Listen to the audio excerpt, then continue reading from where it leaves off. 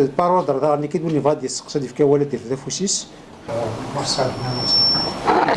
كلمة القرآن مثلا الساعة اللي في كان سنة في l'informatique أنقي ثبوض le niveau d'évolution technologique de la Kabylie et de l'Algérie aussi. Parce que nous avons l'enseignement est fait en arabe et que l'arabe bénéficie depuis le pétrole des pays aussi qui financent, alors que la langue kabyle ne bénéficie de rien. Si maintenant le kabyle est au même niveau que l'arabe, est-ce qu'il ne faut pas doter la Kabylie d'un État? Est-ce qu'il ne faut pas doter la Kabylie d'un État pour qu'il puisse donner les investissements nécessaires pour rattraper le retard ou faire avancer la question informatique en Kabylie? On peut simplement aider les gens, parce qu'il ne faut pas beaucoup de... Ça dépend ce qu'on veut. Si c'est par exemple ce qu'on fait avec les... donc faire promouvoir l'utilisation d'outils, etc., on peut le faire, on peut faire évoluer ça. Je ne sais pas si c'est vraiment essentiel de dire ah, c'est très important, il faut qu'il y ait un État, il faut qu'il y ait beaucoup d'argent. Ça, c'est les gens du Moyen-Orient, ils ont fait ça, mais en fait, il ne faut pas oublier qu'eux, ils parlent en anglais. Ils parlent en anglais, c'est pas de l'arabe, hein. Ils font des trucs des petits trucs de traduction de l'arabe, la plupart des choses qu'ils font, c'est en anglais, hein. C'est ça, la technologie c'est l'anglais, il n'y a rien à faire. Donc il faut essayer de faire évoluer l'autre partie de la langue, la partie populaire, les gens qui font qui écrivent des choses, ça c'est important. Mais pour la technologie elle-même, les outils, tout ça, ça va être en anglais, hein, les gros trucs de high-end. Oui. Je m'excuse, hein. Ouais. Je rebondis sur ce que vous venez de dire. Non, vous avez cité Moulid Ma'amri. Oui. Il a dit que la promotion d'une langue ne peut se faire que si elle dispose d'atouts politiques. Moulid Ma'amri qui l'a cité. Qui l'a dit, vous l'avez cité. Donc, est-ce que sa phrase ne prend pas tout son sens aujourd'hui? Politique, en fait, ce qu'on fait là, c'est pas de la politique directement, mais c'est aussi de la politique. On a une politique d'encourager les Kabyles, il faut faire, mais c'est pas dire qu'il faut... C'est une histoire un peu technique. La courbe en fait de croissance de c'est une courbe vraiment linéaire. Mais je me demande est-ce que Thoura on n'atteint pas une slope, ça stagne un petit peu et que l'AGI peut-être qu'on ne va pas l'atteindre d'ici 2027. Est-ce qu'on va atteindre quoi là? L'AGI. L'AGI, oui. Ouais, notre la courbe c'est une courbe linéaire. En bas, c'est comme si l'accélération de l'apprentissage du début, en bas vers la fin, c'est la même chose. Je me demande Thoura tous les modèles, ils connaissent une certaine stagnation.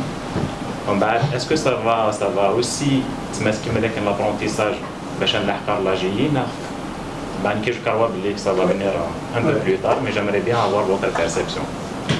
Le côté de l'AGI, oui, par rapport à Khoubaïlif, nous avons le nerf de la guerre de tous les LLM, c'est les transformers.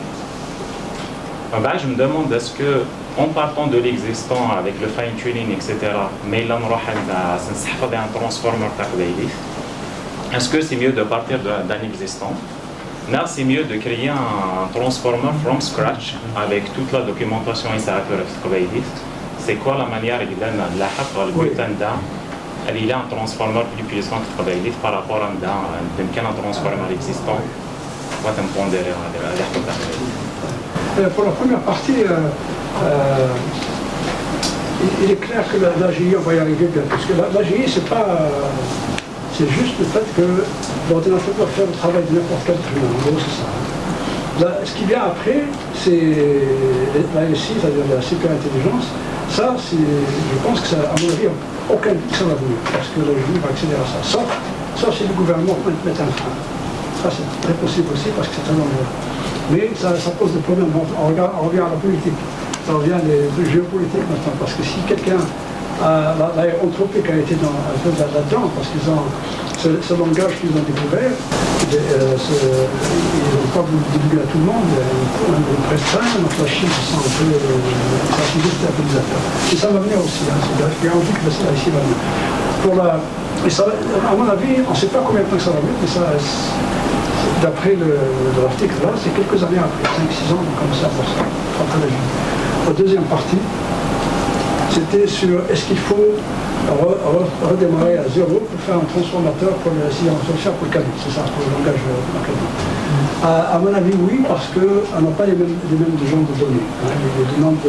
Mais on peut prendre quelque chose qui a travaillé, qui a déjà été utilisé, et changer les hyperparamètres, changer le nombre de niveaux, changer les dimensions, le vocabulaire n'est pas le même, tout a changé. Donc, à mon avis, il faut juste adapter ce qui a été fait. Oui. Je l'ai déjà essayé sur quelques modèles, dans ma Camille Whisper soi-disant, mais pas par rapport au transformer, mais par rapport à la reconnaissance vocale. Mais les performances ne sont pas les mêmes. Je suis juste. Mais je suis facilement il y a toujours des erreurs, etc. C'est là où je me pose la question, mettons, si on se pose sur un transformer complètement on va lui mettre à la côté des autres langues, la traduction. Est-ce que c'est mieux et on va atteindre des performances plus intéressantes par rapport à un fine-tuning d'un existant? Quand on travaille le transformateur, il n'y a pas de cabine, il y a juste des vecteurs. C'est ça qui est intéressant. C'est le début, il faut transformer les données en tokens. Et donc il faut un tokenizer qui est basé sur le cabine, bien sûr. Et le reste, c'est juste un modèle qui va être... donc il faut choisir le nombre de niveaux, il faut choisir d'après ce qu'on a comme données, comme paramètres, etc. Donc, je ne sais pas si c'est... à mon avis, c'est pas très difficile de faire un modèle qui marche à peu près avec les données qu'on a, en adaptant ce qui est gagnant. Je ne sais pas si c'est une priorité par contre. À mon avis, c'est pas forcément une priorité. Je demande parce que nous, justement, cet après-midi, ça va être vraiment complémentaire. Nous, on a pris le gamma qui existe. Et on l'a enrichi pour qu'il parle kabyle. Et le problème majeur, c'est qu'il parle un tout petit peu kabyle, mais pas suffisamment. Donc on revient toujours en réalité aux données. On revient aux données. Non, mais je veux dire, si on fait un transformer et il est je pense que ça va améliorer par la suite soit le lama, en fait, on va revenir au GPI si on a les ressources. S'il vous plaît, des petites questions de détail, résultats sur que vous pouvez parler. Je vais juste compléter sur ce que parce que je travaille dans le domaine. Le problème, c'est les données. Parce que la technologie, les algorithmes, tout ce qu'il y en a, il y a des choses plus juste adaptées. Les technologies, c'est déjà la pratique que le monde. Notre problème, c'est les données. Il faut que la et c'est pour ça qu'il faut tout un travail de recherche sur une slide et trouver des scénarios, tout ce qui sont exemples. Donc c'est important. Beaucoup plus linguistique, la technologie est là, c'est considéré de la communication, et ça a un avantage, donc c'est un avantage d'avoir ces technologies-là, mais il faut travailler linguistique.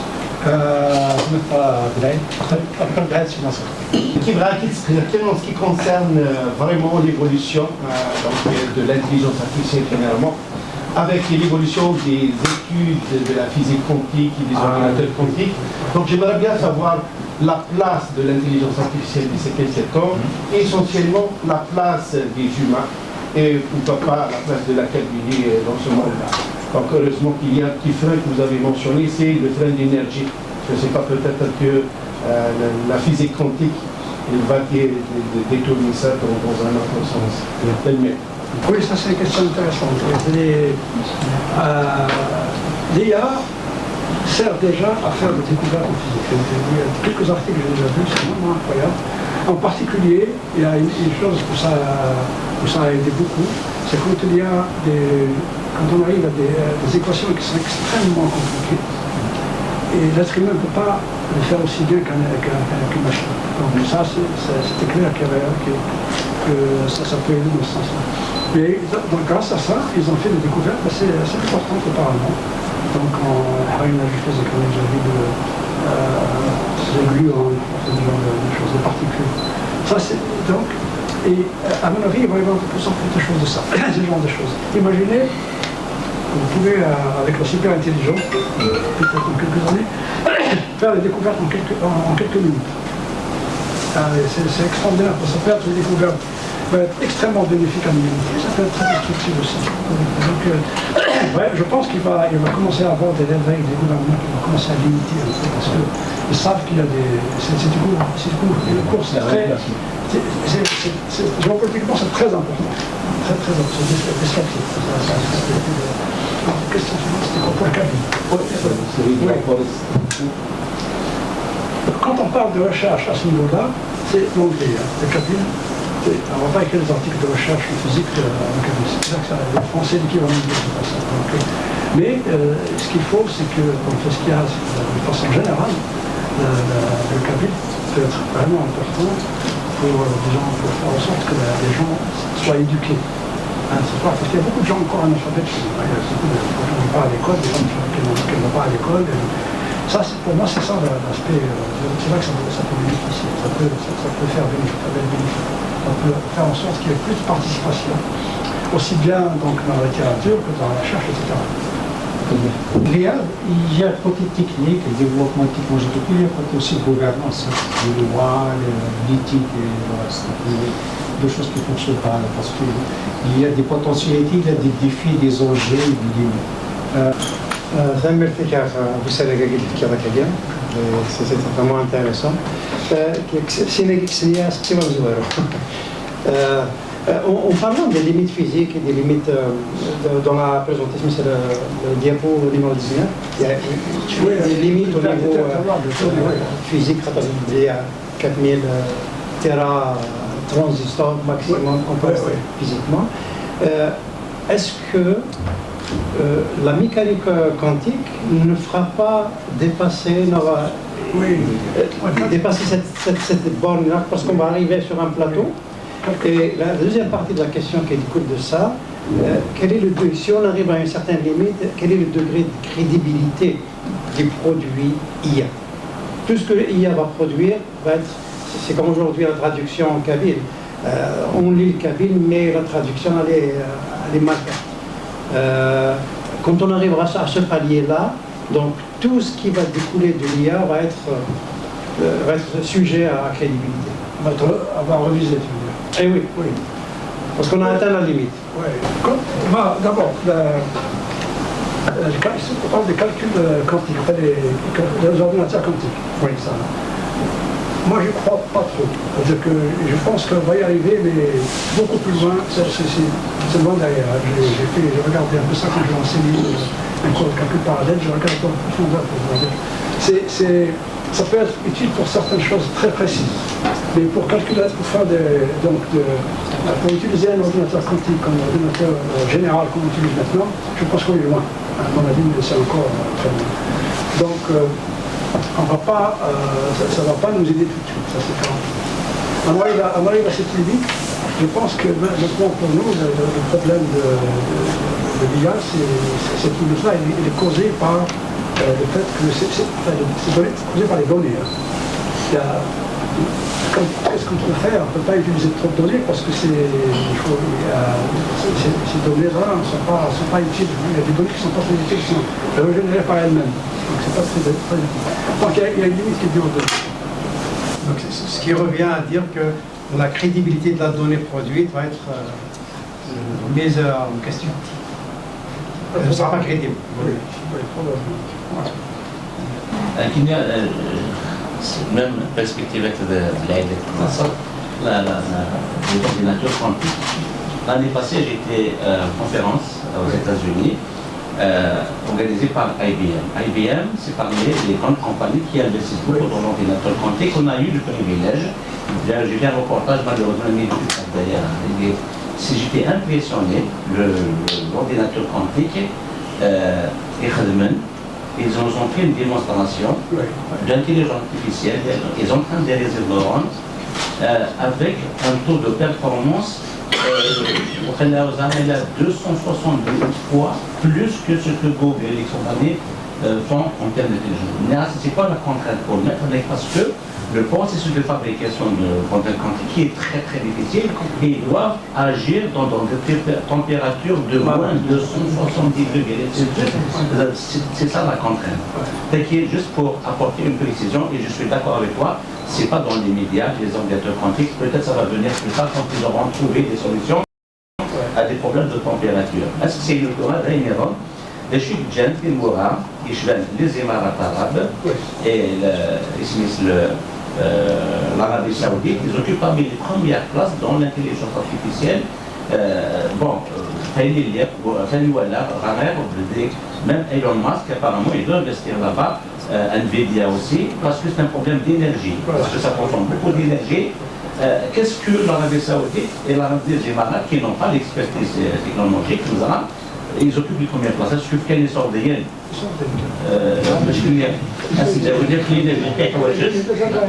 ils ont énormément d'argent, ils veulent investir parce qu'ils voient une opportunité à long terme, donc c'est une bonne vision, je pense que c'est... Mais c'est des gens, tous les gens qui sont là-bas sont des étrangers, des centaines de beaucoup d'étrangers, il n'y a aucun doute. C'est des gens... mais l'histoire de ressources, moi je ne sais pas comment ils font pour l'eau, parce que les centres de données consomment beaucoup d'eau aussi. L'énergie ils en ont, l'énergie solaire, l'énergie de pétrole, tout ça. Mais l'eau, il ne faut pas qu'il y ait... C'est pourquoi ils le salé, parce que ça risque quand même de faire un refroidissement, il faut que ce soit assez pur. Donc il faut que les rafines, je sais pas, c'est très cher. En tout cas, bon, il faut le faire là. Mais qu'est-ce qu'ils vont faire avec ça? Parce que bon, ils ont un énorme, comment il s'appelle? Ils ont un début à qui est pas trop mal. Mais bon, ils ne vont pas atteindre le truc de OpenAI, de Google, bien sûr. Mais c'est pour traduire de l'arabe. Tout à l'heure, en fait, dans les conférences, même dans les techniques, ils parlent surtout en anglais. J'ai été étonné par ça. Je ne sais pas, je ne connais pas le but exact. En tout cas, à long terme, ils ont vu que c'était une opportunité. Maintenant, professeur. Oui. Merci beaucoup pour l'excellente conférence. J'aurais peut-être deux petites questions. La première, c'est la limite de l'intelligence artificielle par rapport à la conscience. Est-ce qu'elle peut nous aider à prendre conscience? Tout à l'heure, quelqu'un parlait de politique ou autre. Est-ce qu'elle peut avoir une conscience sur l'importance? Vous avez cité Mouled Mavri. Est-ce que cette intelligence artificielle pourrait nous aider toute l'Afrique du Nord à prendre conscience des valeurs humaines, des valeurs culturelles, etc., qu'ils détiennent? La deuxième question reliée, vous avez parlé d'un manque de données. Évidemment, c'est des machines artificielles, elle ne peut pas donner plus que ce qu'on lui donne. C'est des data, l'output, il va dépendre des données. Est-ce qu'on va rentrer n'importe quelle donnée? On sait que la langue kabyle, par exemple, s'est appauvrie beaucoup. Est-ce que c'est pas de générer des données, des nouvelles données de notre temps qu'il faut injecter à ces machines-là? Ou bien on va prendre l'héritage qu'on a et enlever, et puis on va s'attendre à ce qu'elle va les sortir quelque chose d'enrichissant.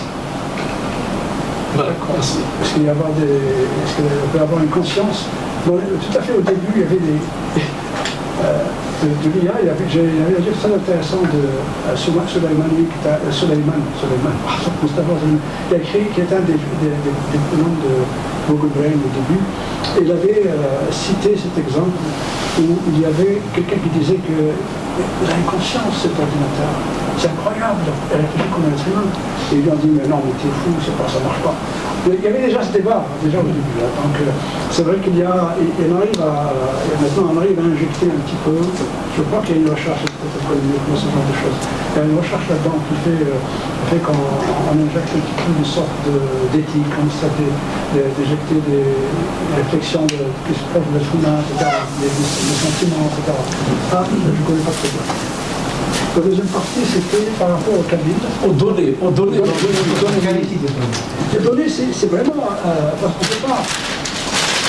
le problème avec les données, c'est qu'on arrive en fin de compte, quand on en met trop, il y a de répétition. Donc c'est pas des données, c'est-à-dire qu'il y a une limite, il faut qu'il y ait ils ont une certaine... il y a des données intrinsèques. Hein, donc mais quand on génère des choses comme ça, c'est basé sur un autre papier, c'est basé sur un papier. Donc en fait, il y a des limites à ce que tu peux faire avec ça. C'est pour ça que ça pose des problèmes. Il y a des données, il y a une certaine façon de faire. Maintenant, ils mettent, donc, pour entraîner des gros modèles, ils mettent absolument tout. C'est incroyable ce qu'ils mettent dedans. Ils mettent des Google Chrome, Wikipédia, tout ça, ils génèrent tout ça. Mais je crois qu'il y a une limite à ce qu'on peut faire avec n'importe quoi. Cabine, c'est différent parce qu'on n'a pas trop donné. C'est l'inverse, probablement l'inverse qu'on a. Peut-être quelqu'un me parlera de ça. Pour dire on met n'importe quoi, c'est pas n'importe quoi. Et tout le travail, c'est pas uniquement collecter des données, produire des données. Et, comme je disais dans la vidéo qui a marché là, c'est nettoyer ces données. Donc on passe du temps à nettoyer, etc. Et là, par exemple, vous allez voir cet après-midi qu'on a nous élaboré un corpus. La première édition est mise en ligne pour partager avec la communauté. Bien que nous, on va intégrer les données, par exemple, qui n'étaient pas dans la première édition, on récupère les données. On a trouvé beaucoup, par exemple, de PDF, de thèses qui sont disponibles sur, par exemple, les sites web des universités, du Tizi Ouzou, du KIF, etc. Mais souvent, on a demandé à ces auteurs est-ce qu'on peut utiliser ces données-là. Voilà, nous, malgré tout, on a demandé l'autorisation. Mais des entreprises comme Google, par exemple, elles raflent tout, elles nettoient, et ensuite, c'est uniquement ça qu'elles trouvent dans le monde numérique. Et donc, en réalité, on n'a même pas besoin de construire nous-mêmes un LLM. Si on pouvait fournir suffisamment de données au monde numérique, vous allez voir ChatGPT comment il va parler. Ça ne parle pas très bien parce qu'il n'y a pas suffisamment de données, tout simplement. Plus on va produire dans ce monde numérique, plus on va de l'audio, de l'image, du texte, plus tous ces LLM vont bien parler, le DeepSeek, etc. L'important, c'est les données, d'avoir beaucoup de données, bien sûr, mais l'autre importance aussi, c'est la qualité des données. Parce que la qualité des résultats, des traitements, ça ne dépend pas juste de la qualité des traitements, c'est des algorithmes, ça dépend aussi de la qualité de l'entrée de la profession. Donc, c'est les inputs, c'est les données qu'on donne. Et le professeur Samy aussi, quand on a des données, au début, on n'a pas de contrôle. Donc, il faut des équipes qui vont nettoyer ces données, qui vont les vérifier. Donc, c'est pour ça que nous avons besoin des linguistes habitués, il faut qu'ils travaillent beaucoup. Et malheureusement, on revient toujours au problème politique, parce que si on regarde juste la langue en général, la travail en particulier, nous avons 3 universités qui travaillent, au plus un nombre limité. Ça, l'université de Tizi Ouzou, Gates qui travaille. En plus, un nombre limité. En plus, c'est pas bien financé. Donc, il y a des équilibres, voilà, c'est pas facile. Donc, les Kabyles, il faut qu'on utilise la diaspora pour rattraper son retard. Donc, il faut que la diaspora travaille et aide, même quand j'ai dit tout à l'heure, de financer certains projets, pourquoi pas de trouver des Kabyles, peut-être créer une organisation, déjà pouvoir financer les étudiants qui font de la recherche, maîtrise, doctorat ailleurs, qui vont travailler pour les aider, parce qu'ils ont besoin de l'argent, c'est normal. La recherche, elle a besoin de l'argent. Une dernière question, c'est rapide à Vlad. Monsieur Youssef, donc en ce qui concerne la langue et le peuple, vous avez mentionné 2 points importants que j'ai pris en considération. Le premier, c'est qu'une langue, il vit avec son peuple sur son territoire énormément, elle est exploitée, c'est ce qui fait d'elle une langue vivante. Donc elle exploite quotidiennement. Et le deuxième point que vous avez dit, nous les Kabyles, on doit produire.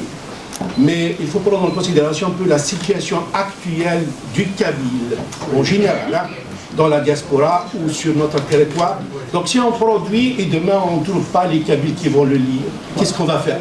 La question c'est, est-ce que l'intelligence artificielle pourra inciter le Kabyle à se remémorer son identité et aussi son histoire, dans ce sens pour avancer dans le... Ça rejoint à peu près ce qu'il a dit. Exactement. Docteur, Je suis persuadé que ça a un rôle important également, oui, c'est sûr.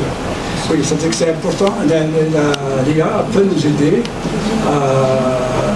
en fait, par les écrits, par tout ce qui est fait, à mettre en avant des choses qu'on ne connaissait pas avant, par exemple, des choses qui ont été écrites, qui sont devenues populaires, etc. Donc, populariser un petit peu. Ça joue un rôle aussi de conservation. Conserver ce qui existe. Est-ce qu'il y a des méthodes que vous avez déjà mises en place pour essayer d'aider un peu dans ce sens-là au niveau de non, vraiment, juste technique.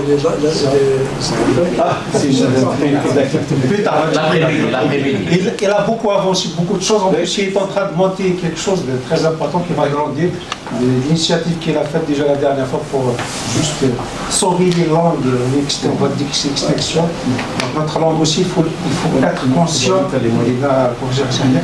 qu'il est en voie de disparition avec les réseaux sociaux, tout ce qui se passe dans le monde des technologies. Les gens ils sont attirés beaucoup plus par d'autres choses. Donc, et on sait bien que politiquement ils sont défavorisés. Donc c'est très important aussi côté politique. Ils sont vraiment défavorisés. Déjà, tout le monde, imaginez Archiche Taqvaïli, elle est à l'école. Le premier jour, elle est tout de suite attaquée par une langue étrangère. C'est cette langue qui va le guider jusqu'à la fin. Son cerveau, il est fragile, il est déjà. Maintenant, le professeur il a fait j'ai vu beaucoup de vidéos qui parlent de ça, les neurosciences, etc. Donc c'est très important le cerveau. Donc, quand il est petit, déjà, il commence à être modelé sur autre chose. Croyez-moi, donc c'est pour ça qu'il y a beaucoup de choses de conscience, on discute après. Donc il y a tout le droit, au niveau du temps, ça, alors,